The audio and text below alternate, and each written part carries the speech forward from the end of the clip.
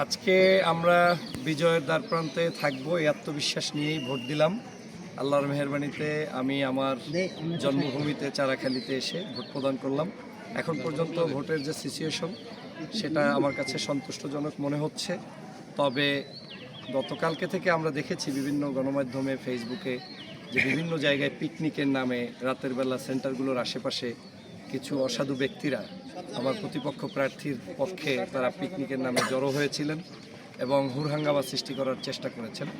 এখনও আজকে সকালে আমি জানতে পারলাম আমার এক ভোটারকে একটা সেন্টার থেকে, সেটা বড়ইয়া ইউনিয়নের, এক্স্যাক্টলি সেন্টারের নামটা আমার এখন খেয়াল নেই, সেই বড়ইয়া ইউনিয়নের তিনি ভোট দিয়ে বের হয়েছেন, তার চর থাপ্পড় মারা হয়েছে।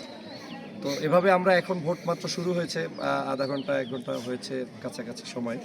তো সেই সময়ের মধ্যে যতটুকু আমরা ভিজিট করতে পেরেছি, আমি 2টো সেন্টার এখনও ভিজিট করেছি, তার মধ্যে যতটা দেখেছি সেন্টার ঠিক আছে। তবে বাংলাদেশের যে দাঁড়িপাল্লার জয় জয়কার, সেটা ইনশাল্লাহ আজকের ভোটের মাধ্যমে আপনারা 5টা পর্যন্ত যদি এরকম ভোট সুষ্ঠু সুন্দরভাবে হয়, কোনো সন্ত্রাস, কোনো নৈরাজ্য, সেন্টারে ভোট কাটাকাটি না হয়, মিনিমাম যারা ভোট দেয় তারা যদি সেন্টারে আসতে পারে, তাহলে এই বিজয় কেউ ঠেকাতে পারবে না। বিশেষ করে ব্যালট বিপ্লব হবে একটা।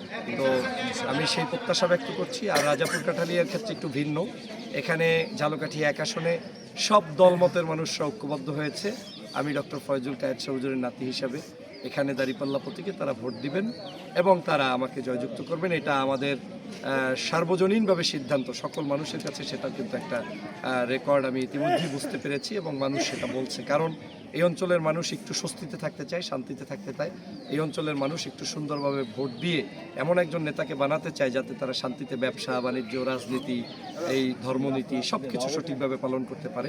তো আমি যেটা কমিটমেন্ট করেছি সেটা হচ্ছে, প্রথমেই এই অঞ্চলের আমি সার্বজনীনভাবে সকলের জন্য শান্তি নিশ্চিত করবো ইনশাল্লাহ।